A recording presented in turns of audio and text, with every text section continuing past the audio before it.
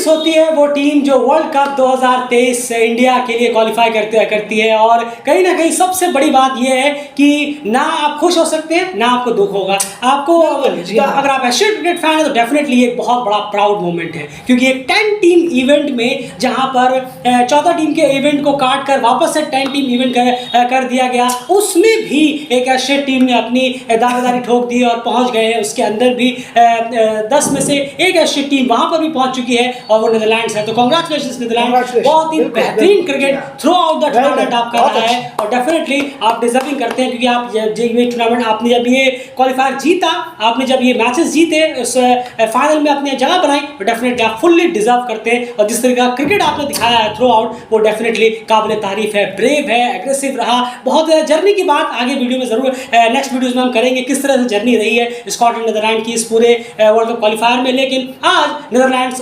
2023 ODI world cup के लिए qualify करेगी और 10 टीम इवेंट में अब कहीं ना कहीं एशियन क्रिकेट फैंस जो है वो सिर्फ दूसरों को ही बैठ कर टीवी में नहीं देखते रहेंगे, उनका भी एक प्रतिनिधित्व के तौर पर उनको भी कोई रिप्रेजेंट कर रहा होगा पूरे एशियन को है नीदरलैंड। आयन, आपका पहला रिएक्शन? बिल्कुल, और ये आपने बहुत अच्छी लाइन कही, क्योंकि आप खूब सपोर्ट होना चाहिए खूब हर एसोसिएट से, जो कि अगर उनकी टीम नहीं पहुंची, लेकिन एक ये चीज़ होनी चाहिए कि हमारी टीम पहुंची गई, एक यूनिटी होनी चाहिए। ये आपने बहुत बेहतर कहा कि ये देखना ज़रूर चाहेंगे हम कि आखिर यूनिटी रहती है या नहीं, कि आप प्रेस कर रहे हैं या नहीं, नीदरलैंड के साथ खड़े हैं या नहीं उस 10 इवेंट में, क्योंकि एसोसिएट टीम आखिरकार वहाँ पर पहुंची है। ये अपने आप में बहुत बड़ी बात है और जिस तरह का क्रिकेट खेला है नीदरलैंड ने वो डिजर्व करते हैं, बिल्कुल डिजर्व करते हैं और वो डेफिनेटली रिप्रेजेंटेटिव होंगे एशियट्स के वहाँ पर अगर हम बात करें वर्ल्ड कप 2023 में। तो खैर ये बात हो गई नीदरलैंड्स को लेकर। अब आज के मैच की यहाँ बात करते हैं मोटे मोटे तौर पर अगर हम देखें, एंड सबसे पहले आज के जो स्कोर्स रहे हैं वो आप बता दीजिए, उसके बाद चलते हैं हम जरा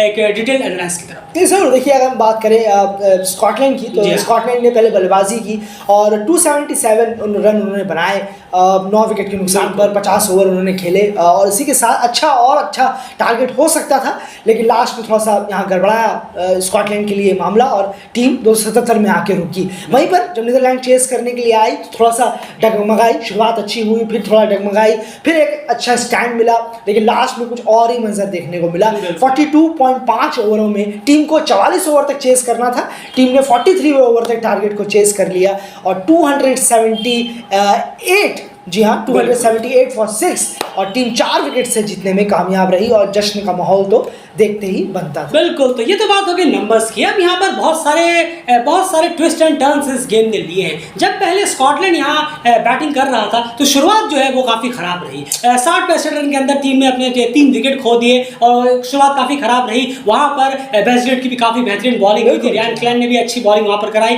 उसके बाद एक ज़बरदस्त मोमेंटम शिफ्ट हुआ, यानी आप कह सकते हैं कि शुरू 10-15 ओवर में नीदरलैंड्स बिल्कुल डोमिनेट कर रहा था। 60-65 पे उन्होंने 3 विकेट स्कॉटलैंड के निकाल दिए। उसके बाद का जो फेस रहा जब आए ब्रेंडन मैकमिलन वहां पर और रिची बैरिंगटन, इन दोनों ने मिलकर एक 100 अबव की पार्टनरशिप यहाँ बिल्डअप की। मैकमिलन ने सेंचुरी लगा दी, रिची बैरिंगटन ने 50 की और ये यहाँ पर पूरा मोमेंटम कहीं ना कहीं वापस से स्कॉटलैंड की तरफ गया। ये एक मैच था, ये पहला फेस नीदरलैंड को गया, ये दूसरा फेस स्कॉटलैंड को गया और 201 रन पर 3 विकेट था स्कॉटलैंड 38 ओवर के बाद। यानी आपके पास 72 बॉलें अभी बची थी और आपके पास अभी 7 विकेट कहीं ना कहीं मौजूद थे। यानी क्लियर स्टेज सेट था कि कम से कम 110 से 120 रन तो टीम आराम से बटोर लेगी। लेकिन यहाँ पर तीसरा जो फेस रहा उसमें एक जबरदस्त वापसी यहाँ पर टीम ने कराई। रियान क्लैन ने ब्रेंडन मैकमिलन को जो आउट किया उसके बाद बेस्टलीट यहाँ पूरी तरह से पकड़ बना दी इस टीम पे। बहुत अच्छी डिलीवरीज बेस्टलीट ने रखी है, थोड़ी वेरिएशंस का भी इस्तेमाल किया और इस तरह से जो है बेस्टलीट ने रोकने में वो कामयाब रहे। क्या कहेंगे आप? नहीं बिल्कुल, देखिए जबरदस्त नीदरलैंड्स ने वापसी की है लास्ट फेस में जो बहुत क्रूशियल साबित हुआ। जरूर, क्योंकि एक अच्छा विकेट मिला था यहाँ पर बैटिंग करने के लिए, अच्छा विकेट था, लास्ट तक काफी बेहतरीन विकेट रहा यहाँ पर। इतनी पुरानी होने के बावजूद बुलवायो की पिच काफी अच्छी रिएक्ट कर रही थी, ये अपने आप में बढ़िया है, बहुत अच्छी बात है। तो यहाँ पर जरूर 72 बॉलों में कम से कम टीम को ट्राई करना चाहिए था कि और रन के लिए जाए। 201 थे तो 300 मार्क कंप्लीट करे तो बहुत बेहतर होता और ये जरूर होना चाहिए क्योंकि विकेट काफी बेहतर था। आपको नहीं मालूम कि आपके सामने जो टीम है वो भी बहुत तगड़ी, उसके पास भी प्लेयर्स बहुत इनफॉर्म प्लेयर्स हैं, आउट ऑफ फॉर्म नहीं है, इनफॉर्म प्लेयर्स हैं, वो काफ़ी बेहतरीन है। तो वहाँ स्कोरिंग में कहीं ना कहीं दिक्कत हुई है कि आखिरी फेज में जिस तरीके की नीदरलैंड की बॉलिंग रही, बेस्टलीट ने जिस तरीके से स्ट्राइक किया, बॉलिंग को चेंज किया, लेंथ को, लाइन को चेंज किया, वो काबिल तारीफ थी। और जिस तरीके से स्कॉटलैंड ने थोड़ा सरेंडर किया आखिरी के वक्त में, वो उससे थोड़ा बचा जा सकता था। कैलकुलेटिव रिस्क लेते, थोड़ा सा और आराम से खेलते। इसका एग्जांपल नीदरलैंड ने दिया जरूर, तो बैटिंग करने आया जरूर बेहतर होता और हमें और अच्छा स्कोर यहाँ 20 रन या आप देखें तो 25 से 30-35 रन हमें और एक्स्ट्रा मिलते। अगर आप थोड़ा सा विकेट गंवा भी देते तो आप 6-7 विकेट तक पहुँचते तो टीम 300 का मार्क क्रॉस कर जाती। लेकिन स्कॉटलैंड की थोड़ी सी खराब क्रिकेट और नीदरलैंड की एक बेटर बॉलिंग लास्ट में काम कर गए। बिल्कुल सही कहा आपने, जो खराब क्रिकेट की आपने बात की, डेफिनेटली स्कॉटलैंड ने लास्ट फेज में जिस तरह क्रिकेट खेला है वो बिल्कुल खराब था, कैलकुलेटेड बिल्कुल भी नहीं था। जरूरी नहीं था कि आपके 8-9 ओवर्स अभी पड़े हैं तो आप अभी से चालू कर दें शॉट्स वगैरह लगाने का। आपको जो ऊपर के प्लेयर्स हैं उनको थोड़ा सा और डीप जाने की यहाँ पर जरूरत थी। खास करके एक प्लेटफॉर्म जो मिला था मैकमिलन और रिची वेलिंगटन के देने के बाद, उसके बाद के जो प्लेयर्स रहे वो उतना ज्यादा फायदा उठा नहीं पाए। थोड़े बहुत रन किए हैं बस, उसके बाद खास कुछ हेल्प यहाँ पर बाकी प्लेयर्स से मिली है नहीं। तो यहाँ पर नीदरलैंड ने एक जबरदस्त वापसी की। वो जो फेस रहा लास्ट के 10 ओवर में, वहां नीदरलैंड ने एक बहुत बेहतर वापसी की। कम से कम 30 से 35 रन उन्होंने बचा लिए, जो स्कॉटलैंड 30 रन या 15 के करीब लग रहा था। तो यहाँ पर क्रेडिट देना होगा बेस्ट डिलीट की जो बॉलिंग रही है। फाइफर उन्होंने निकाला अपना, उनका पहला फाइफर है और सेंचुरी भी उनकी पहली है। तो कहीं ना कहीं किस दिन पर आई है, क्या बेहतरीन डे पर उनकी ये बॉलिंग निकली है और उन्होंने दर्शा दिया कि क्यों आखिर वो इतने क्वालिटी प्लेयर्स अपनी टीम दी। अब यहाँ बात करते हैं सीधे चेस की। जी हाँ, चेस की यहाँ अगर बात की जाए तो टीम को चेस करने थे 44 रन, 44 ओवर के अंदर ये भारी भरकम 278 रन का स्कोर जो है। 278 रन 50 ओवर में डेफिनेटली बहुत ही ज्यादा आराम से मैच कर सकते हैं। लेकिन उसमें 6 ओवर कट जाए तो फिर मामला थोड़ा सा और ट्रिकी हो सकता है। लेकिन ऐसा नहीं है कि चेसेबल बिल्कुल नहीं है, थोड़ा स्मार्ट क्रिकेट खेलने की जरूरत है, जो स्कॉटलैंड ने लास्ट के 10 ओवरों में कहीं ना कहीं दिखाने में नाकामयाब रहे। लेकिन नीदरलैंड्स ने बड़ा बखूबी दिखाया।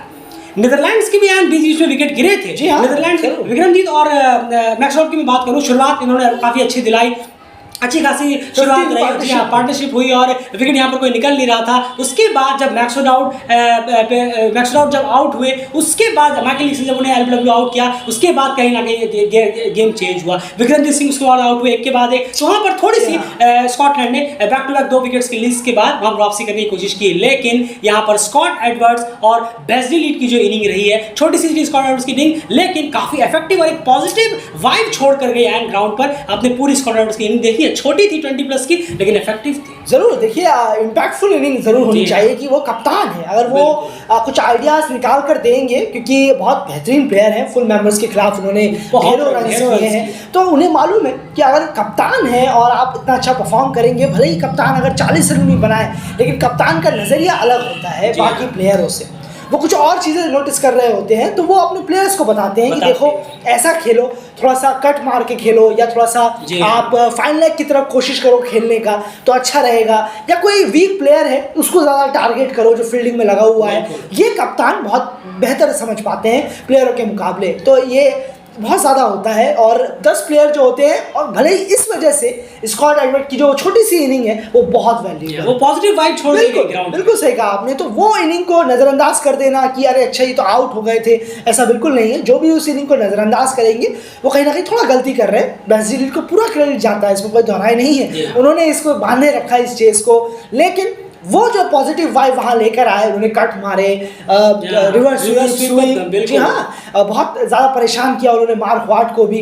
तब वहाँ पर थोड़ा सा बॉलिंग में खलबली मची फील्डर्स के बीच में, कप्तान रिची वेलिंगटन के बीच में, लेकिन कहीं ना कहीं उन्होंने थोड़ा सा एक पॉजिटिविटी दी अपने आने वाले प्लेयर्स को। बिल्कुल, और कहीं ना कहीं मार्क वाट ने ही एक अच्छे डिलीवरी और एक अच्छे बॉलर ने ही कहीं ना कहीं स्वीप मारते वक्त उनका विकेट लिया और रिव्यू वहाँ पर लिया गया, और उसमें कहीं ना कहीं मार्क वाट ने ही फोर्स किया था वो बेहतरीन रिव्यू। वो कहना होगा कि मार्क वाट ने वो बेहतरीन रिव्यू था जो उन्होंने डिमांड की, और वो स्कॉट एडवर्ड जो है वो आउट हो गए। एक पॉजिटिव इंटेंट को छोड़ के गए और उसके बाद लगभग उसी चीज को कॉपी किया गया बाकी प्लेयर्स की तरफ से। वहां पर ऐसा नहीं कि आप आउट हो गए तो खलबली मच गई और सब मारने लग गए। यही स्कॉटलैंड ने गलती की थी और ये चीज नीदरलैंड ने नहीं दोहराई। वो वही काम कंपोज इनिंग लेकर जाते रहे, 5-6 रन, और इतने ज्यादा डबल्स भागे हैं कि क्या कहना। वेस्ट इंडीज के खिलाफ भी हमें एक कोड जो है नीदरलैंड का ये देखने को मिला था। उस दिन भी उन्होंने काफी ज्यादा रन जो है भाग के दौड़ के लिए थे, सिंगल डबल्स की बात करें, और आज भी जी हाँ काफी यही उन्होंने किया था।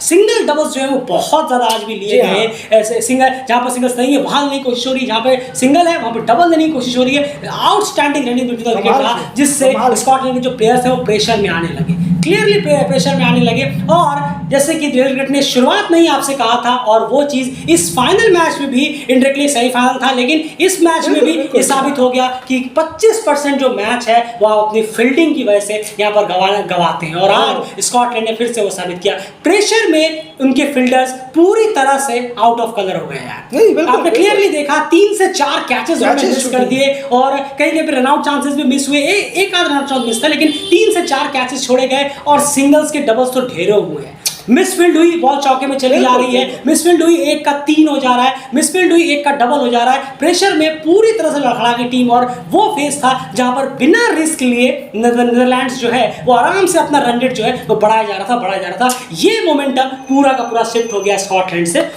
नीदरलैंड्स की तरफ, स्कॉट एडवर्ड्स का विकेट लेने के बावजूद भी। एंड एक सीधा सवाल, बेस्ली लीड की इनिंग को आप किस तरह से देख रहे हैं? इतनी बड़ी इनिंग, क्या खास रहा है इस इनिंग? नहीं जरूर देखिए, अगर आप उनकी शुरुआत से देखेंगे, जो उन्होंने पारी का आगाज किया, वहाँ पर वो स्लो स्ट्राइक रेट से खेल रहे थे। अगर आप देखें शुरू की 25, 35, 40 बॉलों में अगर आप उनके रन देखेंगे तो 25 रन तकरीबन है उनके।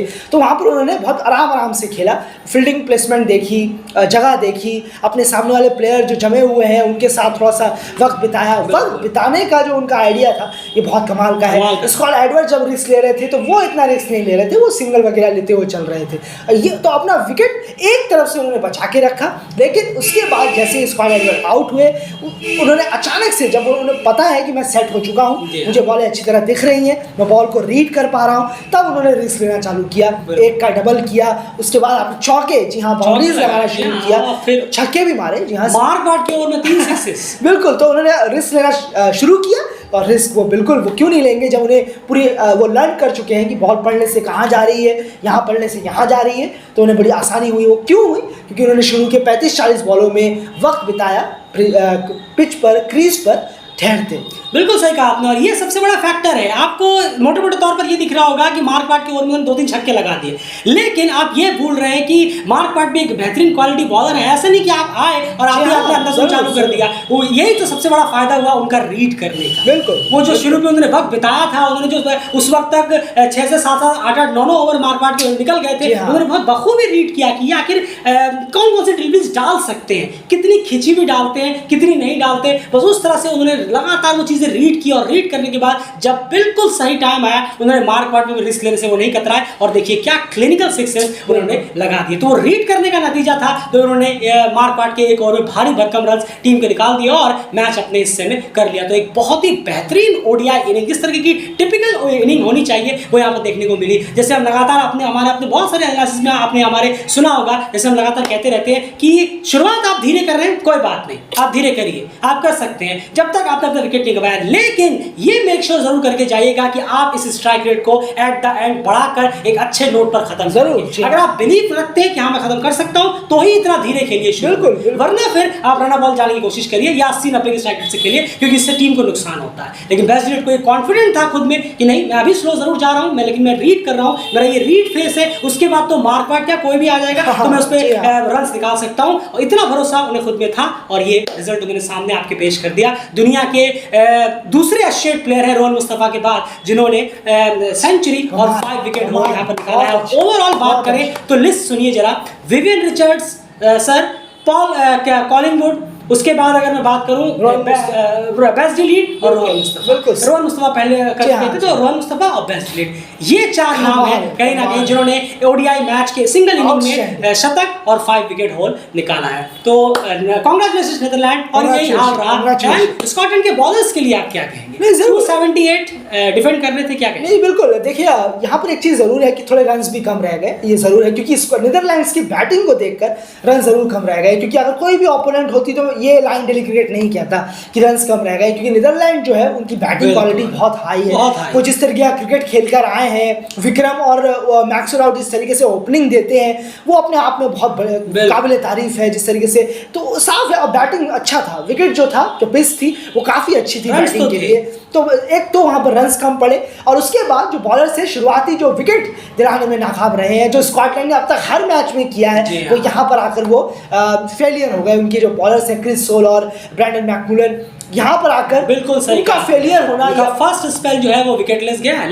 बिल्कुल सही कहा आपने। उन्होंने हर टीम के खिलाफ 2 से 3 विकेटें निकाले हैं और प्रेशर माउंट किया है, लेकिन आज यहाँ पर ये जो शुरू में जो है वो प्रेशर नहीं दे पाए, बस इसी की वजह से स्कॉटलैंड के जो अदर बॉलर्स हैं वो इतना चिप इन नहीं कर पाए, थोड़ा लेट हो गया आते आते, पर आए भी नहीं खैर और मैच हार। बिल्कुल, जितनी कोशिश करनी थी वो माइकल लीस का और मार्क वाट ने कोशिश की, लेकिन सिर्फ उन दोनों से काम नहीं बनने वाला था, क्योंकि आपको ओवर से, ये ओडीआई क्रिकेट है, T20 तो है नहीं कि हाँ 1-2 ओवर बॉलर्स ने अगर बॉलिंग डाली और मैच चेंज हुआ और मैच खत्म हो गया। ओडीआई क्रिकेट है तो यहाँ पर मामला जो अलग हो जाता है। तो ओवरऑल ये हाल रहा इस पूरे का। तो कांग्रेचुलेशंस नीदरलैंड, आप वर्ल्ड कप पे पहुंच गए हैं और बहुत खुशी है इस बात की। बार बार वही चीज़ की खुशी है कि 10 टीम इवेंट पे पहुंचे हैं ना, तो बेहतरीन काम किया है, बेहतरीन वर्क किया है कि ये कोई फ्री में बटा हुआ नहीं है, आपने अर्न कर वहां तक पहुंचे हैं। क्योंकि अगला वर्ल्ड कप तो 14 टीम्स का होने वाला है। ओडीआई वर्ल्ड कप की बात करूं तो 2 तो वैसे ही फ्री एंट्री है कि 2 एशिया टीम तो कंफर्म है। 2 की जगह ज्यादा आ जाए, 2 की जगह ज्यादा है तो फिर खुशी, तो फिर खुशी होगी कि हाँ आपने फिर फुल मेंबर्स को यहाँ से निकाला है, तो ये तो ज्यादा खुशी होगी। लेकिन फ्री में तो